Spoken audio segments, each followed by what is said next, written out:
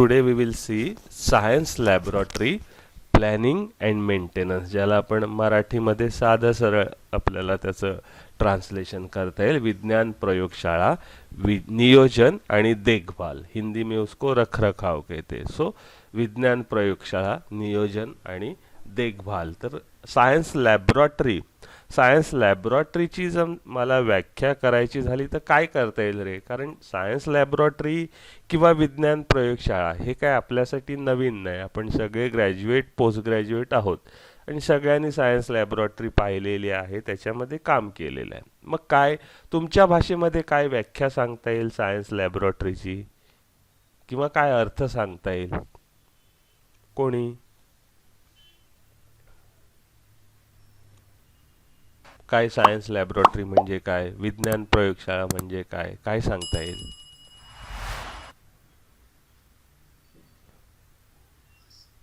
काही तुमच्या भाषेत काय?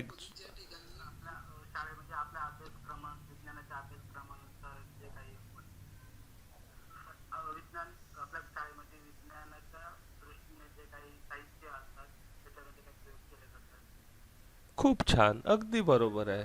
अगदी बरोबर आहे की आपण आपल्या शाळेमध्ये जे काही विज्ञानाशी निगडीत साहित्य असतं, ज्या साहित्याच्या ठेवण्याची एक जागा असते आणि एक रूम असते, खोली असते, जिथं आपण विज्ञानाचे वेगवेगळे प्रयोग करत असतो, त्याला आपण विज्ञान प्रयोगशाळा म्हणतो. अगदी बरोबर आहे, काही चुकीचा नाही अर्थ.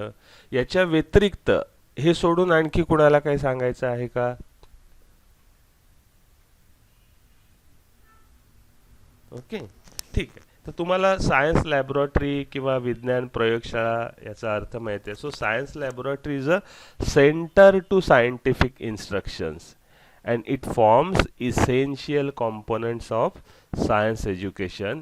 Without proper and well equipped lab it is not possible to carry out science teaching effectively. ना, तो ये डेफिनेशन से हमें पता चलता है कि एक साइंटिफिक इंस्ट्रक्शन साइंस पढ़ाने का अगर केंद्र कोई है, if the centre is there, that is nothing but a science laboratory. Science का मुख्य केंद्र हम जिसको कहेंगे, सेंटर जिसको कहेंगे, वो लैबोरेटरी है, जहाँ पे साइंस से रिलेटेड अनेक कंपोनेंट्स, अनेक इक्विपमेंट रखे जाते हैं और वहाँ पे साइंस थ्रू द एक्सपेरिमेंट पढ़ाया जाता है. जो भी हम क्लास में थेरोटिकली बच्चों को पढ़ाते हैं या हम पढ़ते हैं, तो उसका प्रूफ या उसका थ्रू द एक्सपेरिमेंटेशन वेरिफिकेशन जो है, वो वेरिफिकेशन साइंस लैबोरेटरी के माध्यम से होता है.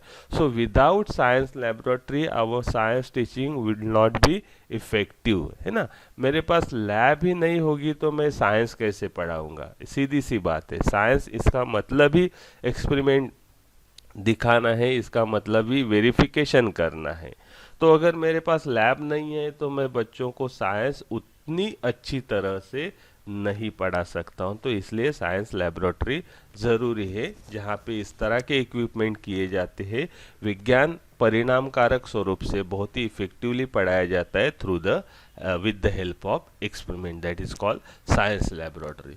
तो अभी आप अगर आप एज अ टीचर समझो, आप किसी स्कूल में लग गए, है ना, आपने बीएड कंप्लीट किया और बीएड करने के बाद आप किसी स्कूल में साइंस टीचर अपॉइंटमेंट आपको किया गया. स्कूल नहीं है समझो, और उस स्कूल में लैबोरेटरी नहीं है, और एज अ साइंस टीचर अभी आपकी रिस्पॉन्सिबिलिटी है कि वहाँ पे लैबोरेटरी आपको खड़ी करनी है. प्रिंसिपल ने आपको बताया कि हमें ग्रांट जो है उसके लिए मिली है, तो अभी हमें लैबोरेटरी जो साइंस की है वो हमें अभी यहाँ पे तैयार करनी है. तो आप उसका प्लानिंग करो. तो आप as a teacher science laboratory का प्लानिंग करते वक्त क्या क्या बातों को ध्यान में रखोगे? काय काय गोष्टी तुम्ही प्लॅनिंगमध्ये तुमच्या असायला हव्यात? काय काय गोष्टींचा तुम्ही विचार कराल की मला आता बाबा विज्ञानाचा शिक्षक म्हणून मी लागलोय आणि मला आता विज्ञानाची प्रयोगशाळा माझ्या शाळेत तयार करायची आहे. मग प्लॅनिंग करताना कोणकोणत्या गोष्टी तुम्ही डोळ्यासमोर ठेवणार? काय सांगता येईल? Yes, absolutely absolutely correct. पहले तो हम स्पेस या जगह सिलेक्ट करेंगे कि कहाँ पे साइंस लेबोरेटरी हमारी होगी, उसके लिए अवेलेबल रूम है क्या, अगर नहीं है तो उसका उसकी प्रोविज़न हमें करनी पड़ेगी, उसका उसका प्रावधान, उसकी तैयारी हमें करनी पड़ेगी, जगह चूज करनी पड़ेगी। बहुत बढ़िया। और क्या प्लानिंग करोगे, सोचोगे? ओके, जगह आपने फिक्स कर ली बात। हाँ, पुन्हा बोल, पुन्हा बोल।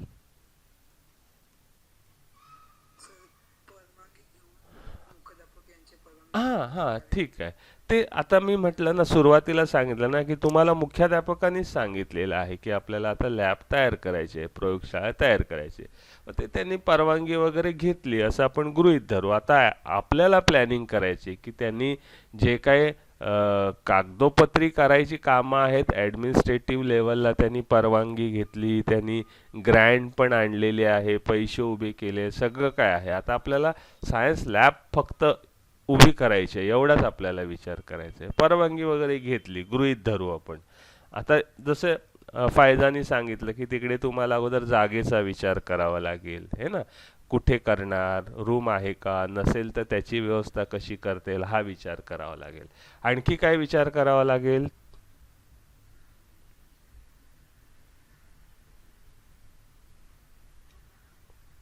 आणखी काय विचार करावा लागेल? फक्त जागा झाली म्हणजे झालं? ती बांधताना काय काय गोष्टी अजून लक्षात घ्याव्या लागतील?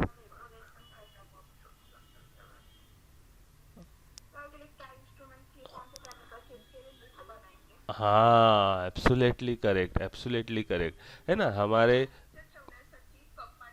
अगदी छान, अगदी बरोबर जयश्री और फायजा. तो जैसे फायजा ने कहा कि हमें क्या क्या इंस्ट्रूमेंट लगेंगे, क्या क्या इक्विपमेंट लगेंगे, तो हमें फिजिक्स के कुछ प्रयोग करने होंगे, केमिस्ट्री के होंगे, बायोलॉजी के होंगे, तो स्पेसिमन लगेंगे, या फिर हमें केमिकल लगेगा, हमें कुछ इंस्ट्रूमेंट लगेंगे, कुछ इक्विपमेंट्स लगेंगे, तो वो सबकी लिस्ट मुझे करनी पड़ेगी. देन जयश्री ने जैसे कहा कि वो तो हम मंगाना तो है, लेकिन वो रखना कहाँ है, तो उसलिए कपबोर्ड होगा, उसका शेल्स होगा, तो उसकी मुझे भी व्यवस्था जो है वो करनी पड़े. कहाँ पे कपबोर्ड होगा, कहाँ पे शेल्स रहेंगे, मैं कौन सा मटेरियल कहाँ पे रखूँगा, फिजिक्स का है तो कहाँ पे रखूँगा, केमिस्ट्री से रिलेटेड कुछ केमिकल्स है तो कहाँ पे रखूँगा, बायोलॉजी से रिलेटेड कुछ स्पेसिमेन है तो कहाँ पे रखूँगा. तो इन सब का मुझे ध्यान रखना पड़ेगा. बहुत बढ़िया. और क्या चीज़ें आपको ध्यान में रखनी पड़ेगी? क्या क्या? हाँ, वो तो हो गया, इक्विपमेंट में, apparatus में अभी सब चीज़ें आ गई, उससे सिवा और क्या सोचना पड़ेगा? आप लैब में. हाँ. येस.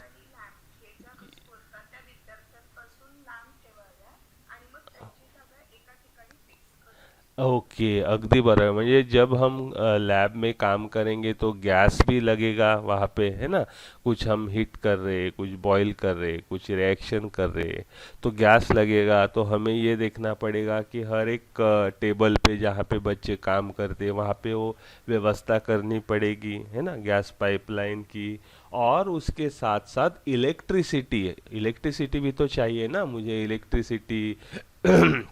मुझे कुछ बोर्ड लगेंगे जहाँ पे मैं कुछ इंस्ट्रूमेंट रखूँगा, कुछ इक्विपमेंट रखूँगा, तो वो सब इलेक्ट्रिसिटी की भी व्यवस्था मुझे उसमें करनी पड़ेगी. और एक महत्वपूर्ण चीज़ जो है वो शायद आपके ध्यान से छूट रही है, कुछ आ रहा है ध्यान में, और क्या लगेगा?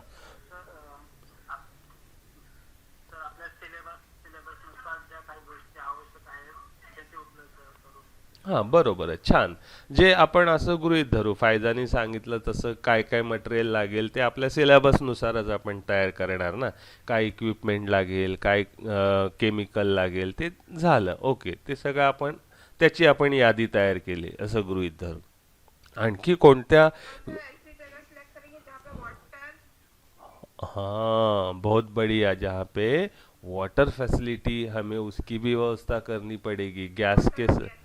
Yes, easily supply. जैसे गैस और इलेक्ट्रिसिटी का सोचा, वैसे वाटर का भी हमें सोचना पड़ेगा। तो वाटर तो चाहिए ना टेबल के यहाँ। आप अपने लैब याद करो, आपने बीएससी में हैंडल की होगी, कुछ वहाँ पे काम किया होगा। और महत्वपूर्ण चीज़ है जो जिसके ऊपर शायद आपका ध्यान नहीं जा रहा है, आप अपनी लैब याद करो। हाँ हाँ, वो तो हो गया ना। Yes yes, okay okay.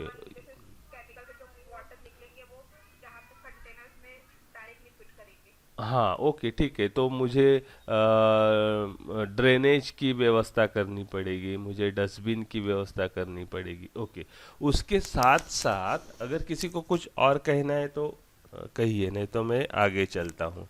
जो चीज़ मैं आपको हां, अगदी छान, अगदी बरोबर आहे. अगदी बरोबर. म्हणजे शिक्षकांचा डेमॉन्स्ट्रेशनचा टेबल कुठे असेल, टीचर डेमॉन्स्ट्रेशन देंगे तो वो कहाँ पे बैठेंगे, स्टूडेंट कहाँ पे खड़े रहेंगे या बैठेंगे, उसकी व्यवस्था कैसे होगी, ये भी तो हमें जरूर, बहुत बढ़िया, ये भी तो हमें सोचना पड़ेगा, बराबर है। और कुछ, और कुछ, और वें हाँ, एकेकाने बोला. हां, बरोबर. वध्या त्यांची बैठक व्यवस्था. येस, बरोबर. विद्यार्थी संख्या लक्षात घेऊन मला तेवढी टेबलची किंवा तेवढ्या स्टूलची बैठक व्यवस्था जी आहे ती मला करावी लागेल. म्हणून आपण प्रयोगशाळेमध्ये विद्यार्थ्यांना घेऊन जाताना वर्ग मोठा असेल तर सगळ्यांनाच एकदम घेऊन जात नाही, आपण गटागटाने घेऊन जातो. अगदी बरोबर, छान. तर शिक्षकांच्या डेमॉन्स्ट्रेशनच्या जागेबरोबरच फळा, ब्लॅकबोर्ड याच्याबरोबर विद्यार्थ्यांची संख्या लक्षात घेऊन मला टेबल किती लागतील, हे ना, विद्यार्थी कुठे उभे राहतील, आवश्यक तिथे स्टूलची व्यवस्था जी आहे ती मला करावी लागेल. आणखी महत्त्वाचं म्हणजे व्हेंटिलेशन, ही एक गोष्ट खूप महत्त्वाची आहे ना. विज्ञान प्रयोगशाळा आपण करतो, तिथे काहीतरी आपण टेम्परेचरचा वापर करतो, गैस का वापर करतो, केमिकल रिएक्शंस होत असतात. तो ऐसे समय मुझे वेंटिलेशन के बारे में भी सोचना पड़ेगा, जहाँ पे खुली हवा आएगी और जहाँ पे मुझे एग्जॉस्ट फैन वगैरह लगाऊंगा ताकि अंदर मुझे सफोकेशन ना हो, क्योंकि वहाँ पे केमिकल रिएक्शन होते रहते। तो आप अपने अभी कॉलेज की लैब याद करो, आपको याद आएगा कि कॉलेज की लैब कैसे मैक्सिमम उसको वेंटिलेशन की व्यवस्था की गई होती है। आने जाने के अलग दरवाजे ज़्यादातर रहती है, खिड़कियां बड़ी रहती है वहाँ पे, है ना, एग्जॉस्ट फैन की व्यवस्था की जाती है। हो सकता है कि अगर आप बड़े सिटी में पड़े हो तो वहाँ जगह की वजह से इतना वेंटिलेशन नहीं आता होगा, बट मोस्टली ये ध्यान में रखा जाता है कि वेंटिलेशन जो है वो वेंटिलेशन प्रॉपर वहाँ पे होना ज़रूरी है। ओके, तो यही चीज़ें हैं जो आपने अभी डिस्कस की कि स्पेस ज़रूरी है ना, ample physical and material facilities जितना ज़रूरी है उतने मटेरियल वहाँ पे हमें लाना है। Ample storage of facilities for the chemical and equipment, है ना, आपको केमिकल, आपको मटेरियल स्टोर करना है तो उसके लिए जगह, वो प्लानिंग में आपको सोचना पड़ेगा। गुड लाइटिंग एंड वेंटिलेशन, अच्छी प्रकाश योजना हो ताकि लाइट ज़्यादा रहेगी, अच्छी अच्छी व्यवस्था हो प्रकाश आने की, लाइट आने की और वेंटिलेशन की, ताकि बच्चे ठीक तरह से प्रयोग कर सके और उन्हें किसी भी तरह का सफोकेशन ना होगा, उनको वो खुली हवा में अपना प्रयोग जो है वो अच्छी तरह से कर सकते। Regular supply of water and gas, ये भी देखना पड़ेगा कि ज़्यादा से ज़्यादा पानी और गैस की व्यवस्था रेगुलर हो, बिना खंडित हो रहे। Availability of shelves, cupboard and notice board, ये भी मुझे देखना पड़ेगा कहाँ पे नोटिस बोर्ड होगा, कहाँ पे कपबोर्ड रहेंगे, शेल्व्स रहे, and the seating arrangement and furniture in laboratory. देखो कितना आसान है, मतलब अपने सब्जेक्ट जो है ना वो इतने डिफिकल्ट नहीं है, आप थोड़ा सा सोचोगे तो आप आसानी से उनके जवाब ले। तो यही मुद्दे हैं, यही पॉइंट है जो आपने बताया, वही मैंने ऑलरेडी पहले से लिखे। So we should think about all this thing in planning. Okay, so इसके साथ साथ आपको प्लानिंग जब आप करोगे तो आपको लेक्चर रूम कहाँ पे रहेगा, जैसे अभी जयश्री ने कहा था टीचर कहाँ से डेमोन्स्ट्रेशन देंगे, सो teacher working place and student working place, student कहाँ पे काम करेंगे, ये सब आपको देखना पड़ेगा, है ना। Budgeting, storing, storage, financing, staffing, ये सब देखना पड़ेगा। आप साइंस टीचर हो तो आपको असिस्टेंट भी लगेगा, तो इसके लिए आपको कितने प्यून की ज़रूरत है, कितने असिस्टेंट की ज़रूरत है, वो भी आपको देखना पड़ेगा। हर साल फाइनेंस में आपको कितना लगेगा, हर साल आपका भी एक बजट रहेगा। लैब है तो मटेरियल ख़त्म होते रहते हैं, केमिकल्स ख़त्म होते रहते हैं, है ना। तो इसके लिए कितने पैसों की व्यवस्था हर साल करनी पड़ेगी, इसका भी आपको एक टेंटेटिव बजट आपको प्रिंसिपल को देना पड़ेगा। एंड स्टोरेज, मतलब वो स्टोरेज की पहले हमने उसको देखा है कि कहाँ कहाँ हम केमिकल मटेरियल स्टोर करें, और इसके साथ में आपको कुछ बुक्स लगेंगे जो आपका रिकॉर्ड रखेंगे, है ना। कितने इंस्ट्रूमेंट नए आए, कितने इंस्ट्रूमेंट खराब हुए, कितने इंस्ट्रूमेंट टूटे, है ना, या लॉस हो गए, या मिल नहीं रहे, मिस हो गए। तो इसके रिकॉर्ड के लिए भी आपको रिकॉर्ड बुक आपको जो है वो तैयार करना पड़ेगा, ठीक है। सो वेरी वेल, आपने जैसे कहा वैसे इस तरह से प्लानिंग करना पड़ेगा।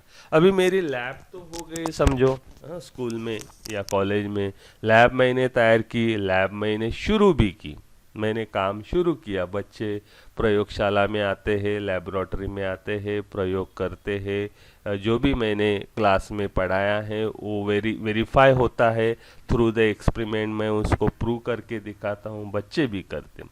अभी ये सब होता रहता है, तो इसके साथ साथ मुझे लेबोरेटरी का मेंटेनेंस भी रखना है। तो मेंटेनेंस रखने के लिए मुझे क्या क्या करना पड़ेगा, मेंटेन भी रखनी है ना मुझे लैब। एक बार हो गई तो हो गया, ऐसा नहीं चलेगा। सो मेंटेन रखने के लिए मुझे क्या क्या चीज़ों का ध्यान रखना पड़ेगा, कैसे मैं लैब को मेंटेन रखूंगा, कसे आपण, हां बीकर वगैरे काय म्हणाला पुन्हा? हां, बरं ठीक आहे, आपण प्रॉपर इन्स्ट्रक्शन मुलांना द्यायला देऊया। ओके ठीक आहे, प्रॉपर इंस्ट्रक्शन सूचना मुलांना दिल्या जातील ताकि वो कोई चीज़ हो तोड़े फोड़े नहीं, है ना, टूटे फूटे नहीं उनसे। ओके, और फायदा कुछ कह रहे थे?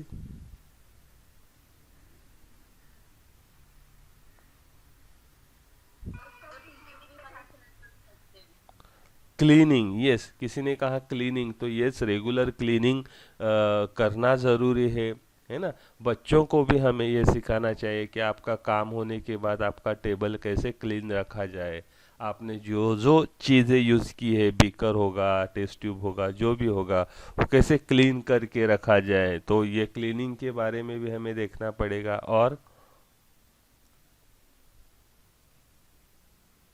और क्या देखना पड़ेगा मेंटेनेंस करते समय, या उसको मेंटेन करना है ना। समझो आपके बायोलॉजी के कुछ आपने स्पेसिमन लाए हैं, हाँ, आपने समझो अर्थवर्म लाया, फ्रॉग लाया, कुछ स्पेसिमन आपने लाए, फिश के कुछ आप स्पेसिमन आप लेके आए, तो उसको मेंटेन कैसे करोगे?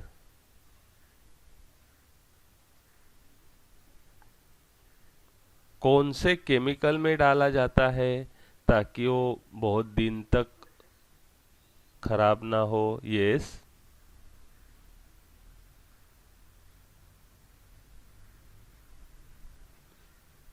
याद है आपको? आपने देखा होगा बायोलॉजी के लैब में, वो जो है स्पेसिमन किसी केमिकल, हाँ नहीं, अल्कोहल नहीं, उसको फॉर्मेल्डिहाइड कहते हैं ना। तो इस तरह की व्यवस्था हमें करनी पड़ेगी। इवन जैसे मैंने पहले कहा, आपको रिकॉर्ड बुक रखना पड़ेगा ना, उसको नए मटेरियल आए तो उसका रिकॉर्ड बुक होना चाहिए, यूज़ किए हुए मटेरियल उसका रिकॉर्ड बुक होना चाहिए। जो अभी किसी ने कहा है कुछ टूट गया, फूट गया, तो उसका रिकॉर्ड का हमें बुक जो है वो रखना पड़ेगा। सो इन दिस वे स्टोरेज, जैसे मैंने कहा अभी, बायोलॉजिकल स्पेसिमन वगैरह होगा या अदर जो मटेरियल है उसका स्टोरेज हमें ठीक तरह से करना चाहिए। रजिस्टर हमें रखने चाहिए मेंटेनेंस के, है ना। इलेक्ट्रिक पार्ट्स का मेंटेन हमें करना चाहिए। एक बार इलेक्ट्रिक पार्ट लगाए तो हो गया ऐसा नहीं, तो बीच बीच में उसको चेक करना चाहिए, चल रहे हैं नहीं चल रहे, कोई खराबी तो नहीं है, तो उसका मेंटेनेंस मुझे करना पड़ेगा। ग्लासवेयर का मेंटेनेंस करना पड़ेगा, है ना, उसका क्लीनिंग के बारे में देखना पड़ेगा, है ना। तो care and maintenance of lab equipment, जो भी apparatus है वो हमको साफ सुथरा करके उपयोग करने के बाद, प्रयोग होने के बाद उनको ठीक तरह से रखना पड़ेगा, साफ करके रखना पड़ेगा। तो ये काम जो है वो टीचर लैब असिस्टेंट के साथ और स्टूडेंट को इन्वॉल्व करके हम लेबोरेटरी का मेंटेनेंस जो है वो मेंटेनेंस कर सकते हैं। तो इन चीज़ों का हमें जब हम मेंटेनेंस करेंगे तो ध्यान रखना पड़ेगा, है। Repairs of electric parts and equipment, जो भी इलेक्ट्रिक पार्ट खराब हो गए हैं उनको हमें रिपेयर करना पड़ेगा। रिफर्बिशिंग, है ना, dismantling, cleaning and polishing each component if done regularly will extend the life of the lab. जो भी आप चीज़ें यूज़ करते हो उनको रोज आपने क्लीन किया, पॉलिश किया अच्छी तरह से। डिसमेंटेनिंग मतलब मैंने कुछ समझो रिएक्शन के लिए बहुत सारे मटेरियल ले लिए, उनको मैंने एक साथ जोड़ दिया, मेरा काम होने के बाद वो अलग करने चाहिए, है ना। मैं कुछ केमिकल रिएक्शन लगा रहा हूँ तो मैंने सिलेंडर ले लिया, बीकर ले लिया, बर्नर ले लिया, मैंने और कुछ मुझे जो जो चीज़ें चाहिए वो ले लिया और मैंने एक रिएक्शन लगाई। तो रिएक्शन होने के बाद मुझे वो सब मटेरियल अलग करने चाहिए, है ना, और मुझे वो क्लीन करके ठीक तरह से रखने चाहिए ताकि हमारे लैब और उसके इक्विपमेंट का लाइफ जो है वो ज़्यादा से ज़्यादा बढ़ सकेगा। और annual stock taking of chemicals and equipment, है ना, साल भर ने हमने कितने केमिकल यूज़ किए, कितने केमिकल नए आए, कितने इक्विपमेंट खराब हो गए, कितने नए आए, इसका सब रिकॉर्ड हमें रखना पड़ेगा। तो जब हम मेंटेनेंस की बात करते हैं तो हमें क्लीनिंग के साथ साथ उसके रिकॉर्ड की और कुछ apparatus इलेक्ट्रिकल हो या कुछ इंस्ट्रूमेंट हो उनके रिपेयर की तरफ भी हमें ध्यान देना बहुत ही ज़रूरी है। ओके, तो अभी लास्ट एंड सबसे आसान पॉइंट है, what is the importance of science laboratory. विज्ञान प्रयोगशाळेचं काय महत्त्व आहे। अगदी सोपा साधा सरळ प्रश्न आहे, कशासाठी विज्ञान प्रयोगशाळा। जनरल आहे, काय सांगता येईल। What is the importance of science laboratory.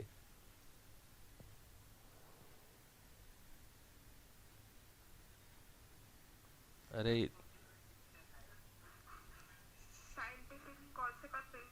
Yes, yes, absolutely correct. Scientific concept, scientific attitude उससे डेवलप होते हैं, साइंटिफिक टेम्पर उससे डेवलप होता है।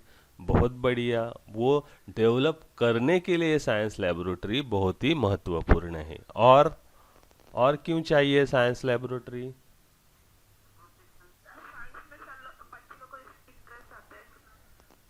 हाँ, वो साइंस लैबोरेटरी की वजह से बच्चों को सायन्स के सब्जेक्ट के प्रति इंटरेस्ट डेव्हलप करने के लिए ज़रूरी है। अजून कोणीतरी बोलतंय पण माईक थोडा जवळ घे म्हणजे तुझा आवाज व्यवस्थित येईल। मला वाटतं विलास बोलतोय की।